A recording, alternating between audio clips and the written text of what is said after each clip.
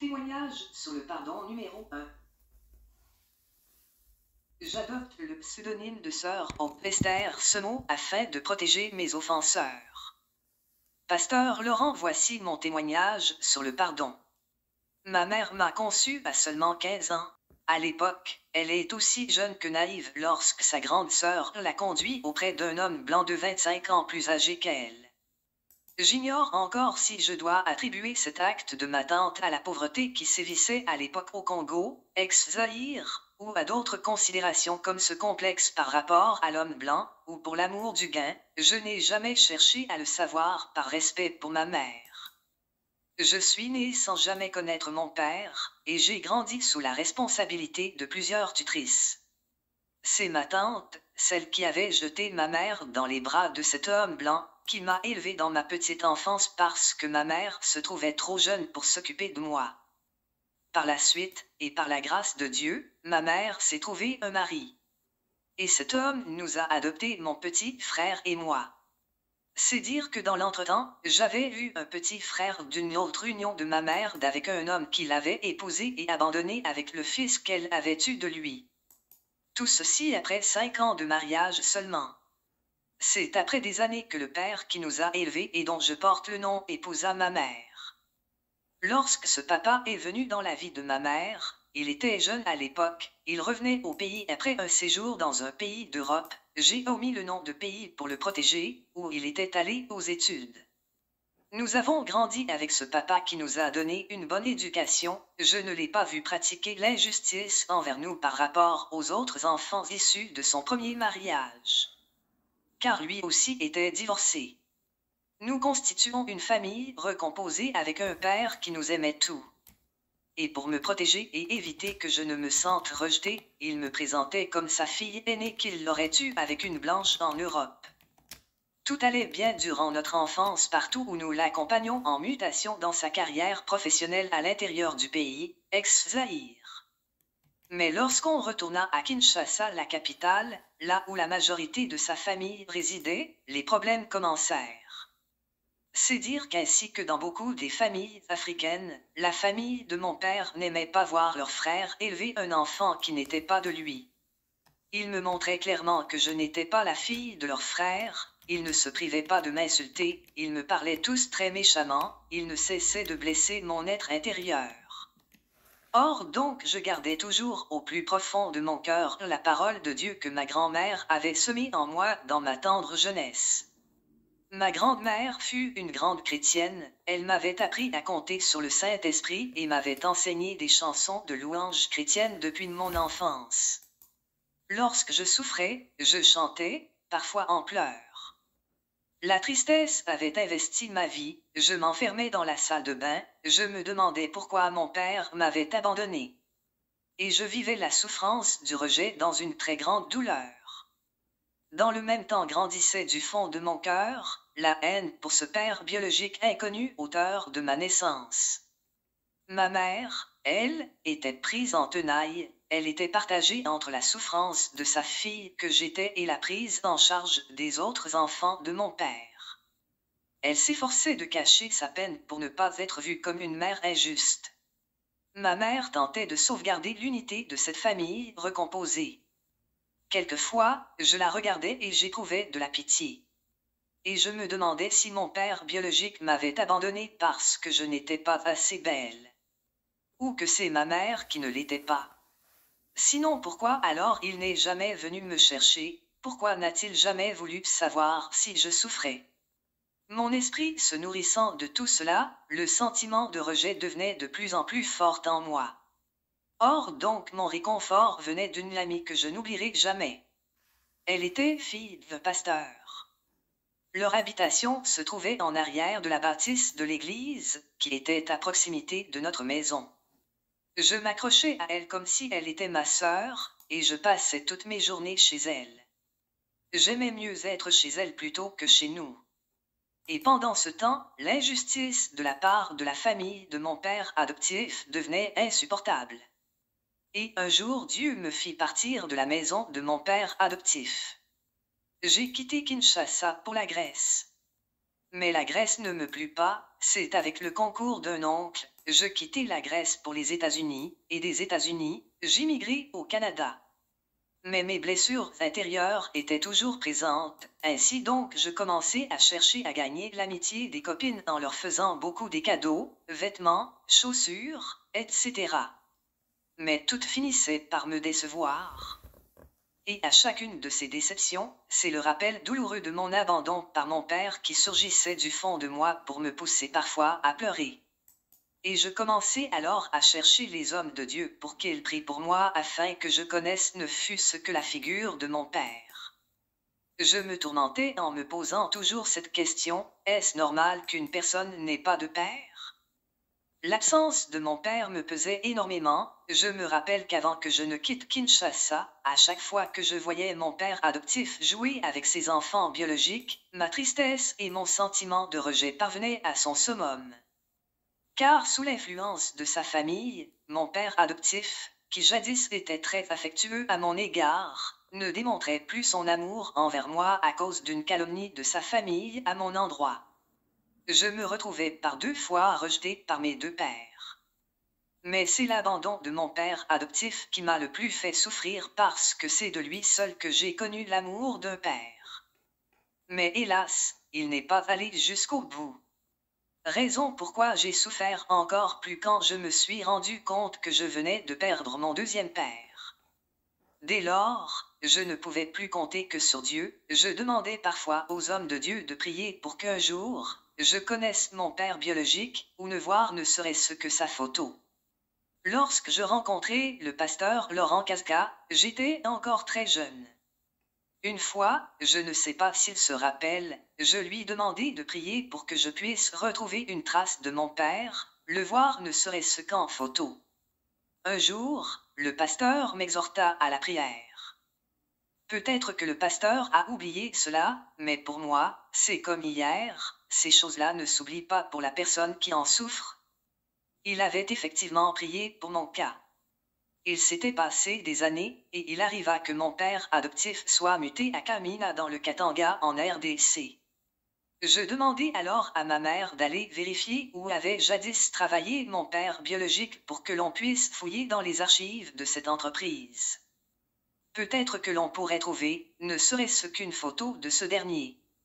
Je demandai à ma mère de s'y prendre discrètement pour que cela ne puisse pas blesser mon père adoptif que j'aimais beaucoup malgré ce qui s'était passé à Kinshasa. C'est ainsi qu'un jour ma mère m'appela pour dire que Dieu avait exaucé ma prière. Elle avait trouvé une photo de mon père biologique ainsi que son nom au complet. Une joie immense me saisit ce jour-là, j'implorai ma mère de m'envoyer la photo, et bien sûr, le nom au complet de mon père par le courrier express DHL. Et c'est en présence de mon mari que j'ouvris l'enveloppe, je vis pour la première fois le visage de mon père géniteur, je crois que j'étais dans la trentaine d'âge, et j'appelai aussitôt l'homme de Dieu, pasteur Laurent Casca, pour témoigner que j'avais enfin vu le visage de mon père. Ensemble nous rendîmes grâce à Dieu, et les années passèrent sans que je n'aie à me soucier encore de le rechercher activement. Il m'arrivait quelquefois de demander à mes tantes en Belgique de le rechercher, mais elles me répondaient qu'il était déjà mort, mais qu'il avait laissé 2 garçons. Et moi, je me disais ce n'était pas important de rencontrer ses enfants, car notre père m'avait abandonné.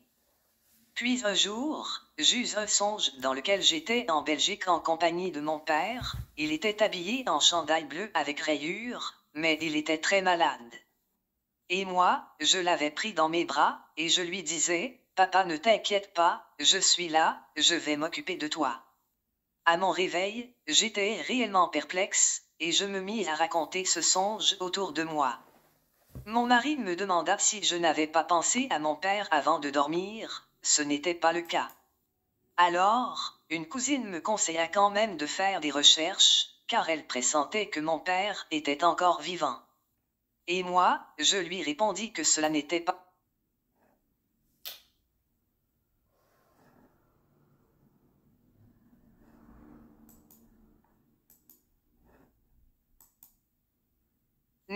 important, car il m'avait abandonné. Aussi, que cela ne servirait à rien puisqu'avec le pasteur Laurent nous avions fait beaucoup de prières de délivrance sur l'esprit de rejet. Depuis, je ne me sentais plus rejeté, car j'étais rempli de l'esprit de Jésus qui est l'esprit d'amour. Un jour de mes vacances en Belgique, il y a 10 ans de cela, je remis au complet le nom de mon père à une de mes cousines qui habite la Belgique. Et il y a 2 ans, la même cousine, pendant qu'elle nettoyait sa maison, tomba sur un bout de papier où il y avait inscrit le nom de mon père biologique et sa date de naissance. Et elle se décida à faire des recherches sur le nom de mon père. Elle appela à la centrale du bottin téléphonique pour s'enquérir sur l'existence d'une personne répondant à ce nom-là. On lui confirma l'existence d'une personne dont le nom correspondait au nom de mon père, mais on lui dit aussi que ce jour même commençait l'annulation de ce numéro. Et ma cousine s'empressa d'appeler le dit numéro, pour tomber sur la femme de mon père, une femme très gentille par ailleurs. La femme confirma que le numéro était bien celui de mon père, que celui-ci était encore vivant, mais très malade. Et qu'elle était sa femme. Et que c'était à cause de sa maladie que la ligne téléphonique allait être débranchée. Dans la conversation avec ma cousine, la femme de mon père confirma que ce dernier avait bien travaillé à Kamina, aussi qu'il lui avait parlé de mon existence. Que même une fois, il était retourné au Zaïre pour me rechercher, mais qu'il fut menacé de mort par mon père adoptif, qui était un militaire. Ce dernier lui avait clairement signifié que cet enfant, moi, n'était plus sienne parce qu'il l'avait abandonné. Raison pourquoi mon père biologique m'oublia. C'est une version de l'histoire que je n'ai jamais confirmée auprès de mon père adoptif, car nous ne communiquons plus. Ma cousine s'empressa de m'appeler pour m'annoncer la bonne nouvelle qu'elle avait retrouvé ma famille biologique du côté de mon père. Aussi, que tous les enfants de mon père étaient curieux d'entrer en contact avec moi, car leur père ne leur avait jamais parlé de moi. Sauf le plus âgé des enfants qui confirma que leur père lui avait parlé de moi. Ce jour-là, sous l'émotion, je dus m'arrêter de travailler. Enfin, j'avais retrouvé ma famille biologique. Aussi, après avoir annoncé la nouvelle à mon mari, ma gestionnaire au travail m'accorda 10 jours de congé. Je partis pour la Belgique le lendemain. Je fus merveilleusement accueilli par la femme de mon père biologique, elle était venue m'attendre à l'aéroport avec une de mes petites sœurs. Elle organisa une grande soirée de réception à mon honneur. Elle avait invité toute la famille de mon père biologique. Mon père était très malade, on me l'amena après que je fus installé. Mon père était là devant moi, malade et habillé tel que je l'avais vu en songe. J'étais très ému, j'étais en sanglots, or dans le même temps, je le haïssais pour m'avoir abandonné. Je me disais que s'il avait été là jamais je n'aurais eu à subir ce que j'ai vécu dans mon enfance.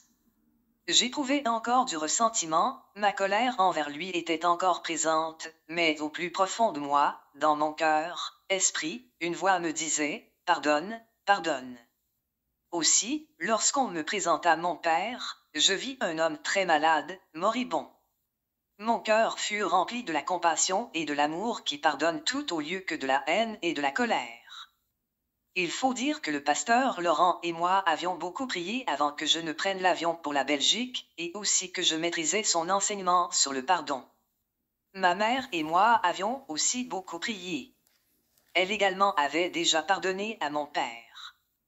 Or donc là, à la vue de mon père, rien de tout ce que j'avais préparé comme remontrance ne sortait, je ne savais plus lui dire combien je pensais qu'il était méchant, et combien j'étais en colère contre lui. Au lieu de quoi je me retrouvais en train de lui demander pardon alors que c'est lui qui me le devait. Ceci peut paraître paradoxal, mais moi, pour me libérer de la haine que je nourrissais pour mon père, je commençai à lui demander pardon à cause de cette haine justement. Et je lui pardonnais également. Je m'étais agenouillé devant lui pour lui dire « Papa pardonne-moi, et moi aussi, je te pardonne ». Et devant cette scène, ses enfants, mes frères, fondirent en larmes. Et des larmes coulaient des yeux de mon père aussi. Mon père avait été amené à l'hôpital juste après que je sois parti de chez lui pour aller chez ma cousine. Et le jour de mon retour au Canada, c'est accompagné de mon frère, son fils, que j'étais parti pour lui dire au revoir. À l'hôpital, je m'attendais à entendre quelque chose d'agréable de la part de mon géniteur. Mais je me retrouvais face à une autre personne que celle que j'avais rencontrée le jour de mon arrivée. Je ne sais pas si c'était à cause de la honte, mon père ne voulut pas me recevoir.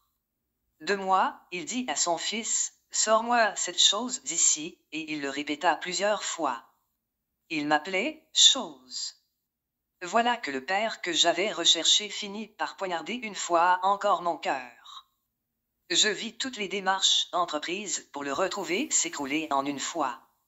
Après avoir pleuré, je me dis, « Oh Pester, c'est assez, tu as fait ce que tu devais faire. » En effet, je lui avais demandé pardon et je l'avais déjà pardonné, quoi faire de plus devant un méchant qui ne veut pas se repentir? Pour moi, l'essentiel était de libérer mon cœur de toute amertume et de le libérer aussi de mon cœur selon l'enseignement reçu à la maison de prière, MDP. Et je décidai donc de garder mon cœur dans l'amour qui pardonne. Je retournai au Canada dans la paix. Une année après, sa femme m'appela pour me dire qu'il était en train de mourir.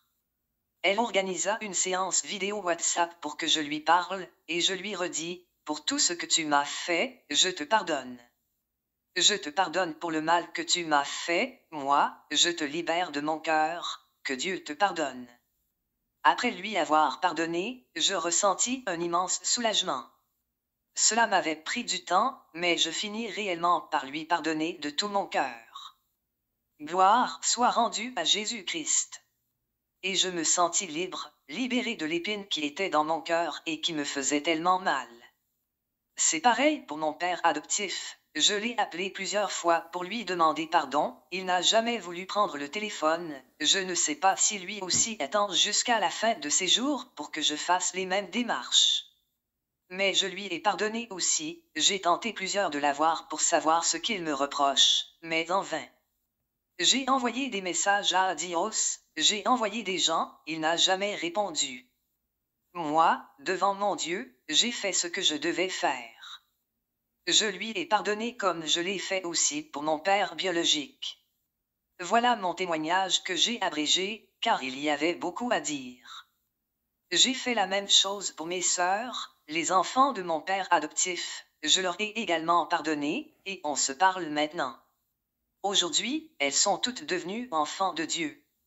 Ce témoignage est pour démontrer avec certitude que le pardon libère.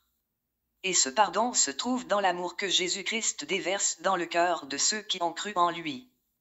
Que le nom de Jésus-Christ de Nazareth soit glorifié. Commentaire de l'auteur. Et pour commentaire, voilà ce que nous faisons comme commentaire pour ce témoignage. Je m'appelle pasteur Dr Laurent Kaseka. C'est moi l'auteur des livres Le pardon, une vraie clé de la bénédiction divine, une peine nécessaire, connaître ses subtilités bibliques pour mieux pardonner. Ce témoignage résume plusieurs thèses développées dans cet ouvrage. Dans le chapitre 4 de cet ouvrage, nous avons répertorié les rejet comme une cause de manque de pardon. Et ce témoignage en est une illustration parfaite. Voici une enfant qui avait été doublement rejetée par ses deux pères, c'est-à-dire des pères biologiques et des pères adoptifs. Cela ne pouvait produire qu'un cœur totalement noyé dans l'amertume et la haine. Il n'est rien pour disposer plus un cœur à devenir méchant que l'acte de rejeter quelqu'un qui a droit d'être aimé comme un enfant innocent. Lorsque j'ai rencontré Sœur Hope Esther en 2000, très vite j'ai discerné que cette fille avait besoin d'être délivrée de l'esprit de rejet. Et de ses corollaires, je vais parler de l'amertume, de la rancune, de l'animosité, de la haine, de la rébellion. Et le choix de donner véritablement sa vie à Jésus-Christ a été déterminant pour qu'elle parvienne à véritablement pardonner à ses deux pères, mais aussi à d'autres qu'elle a eu à pardonner dans sa vie. Car c'est l'Esprit Saint qui nous aide dans ces cas-là. Humainement, cela est difficile. Je me rappelle qu'un jour d'études bibliques, en pleine lecture d'Éphésiens 5, à partir du verset 22, sous l'onction du Saint-Esprit, la même sœur s'était écroulée sur le plancher et délivrée de l'esprit de l'insoumission.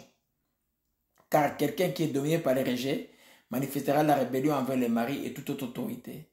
Gloire à Jésus-Christ, elle avait cherché Dieu de tout son cœur, fut à son tour délivrée par le Saint-Esprit. Ainsi, par les enseignements, elle avait appris que nous devons pardonner même à ceux qui ne reviendront pas nous demander pardon. Nous en parlons au chapitre 5 du livre.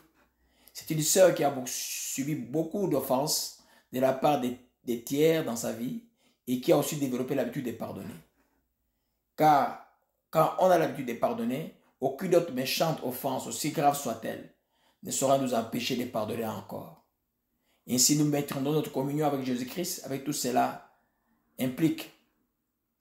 Elle avait en effet vite compris que ce que nous avions développé dans les sous-chapitres plutôt 5.1 et 6.3, que l'acte de pardonner comporte un double avantage. Celui de nous libérer nous-mêmes et de libérer les autres. Comme le refus de pardonner nous rend prisonniers d'abord avant d'emprisonner les autres. C'est là aussi l'explication profonde de la dernière phrase qu'elle prononça devant cet homme méchant et mourant qui fut son père biologique. Je cite, « Pour tout ce que tu m'as fait, je te pardonne. Je te pardonne pour le mal que tu m'as fait. Moi, je te libère de mon cœur. Que Dieu te pardonne. » En nous basant sur cet ouvrage, donnant du dynamisme à cette phrase, nous la dirons de cette manière. Je me libère de la haine en te pardonnant. Je te libère de mon cœur car tu as été longtemps prisonnier de mon cœur tant je ne t'avais pas pardonné.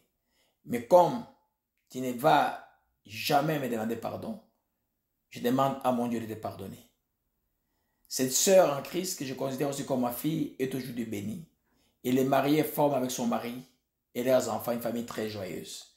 Elle est tellement remplie d'amour et de joie que si elle te raconte son histoire, jamais personne ne croira, c'est d'elle qu'il s'agit dans ce témoignage. Aux dernières nouvelles, à quelques jours de la soumission de ces manuscrits aux éditeurs, Sœur Hope a pu finalement se réconcilier avec son père adoptif, lui aussi affaibli par la maladie.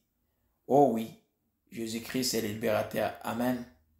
De ce témoignage, c'est pour vous inciter à aller en profondeur, connaître toutes les dimensions et du pardon, toutes les subtilités bibliques du pardon et qui sont dans les livres, et afin que vous puissiez parvenir à mieux pardonner.